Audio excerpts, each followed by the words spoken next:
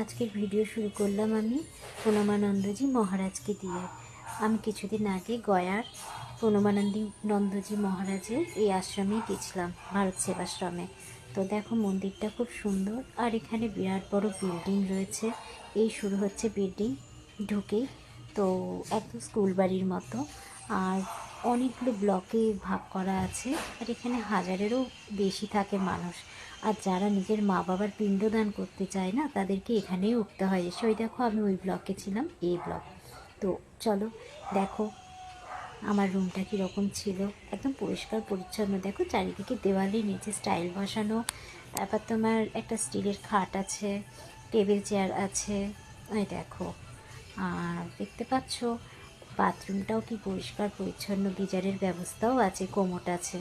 তো যাই হোক, খুব সুন্দর পরিবেশটা। দেখো ওইদিকে আম গাছ আছে, একটা বিল্ডিং আছে, ছোট্ট উঠোন আছে।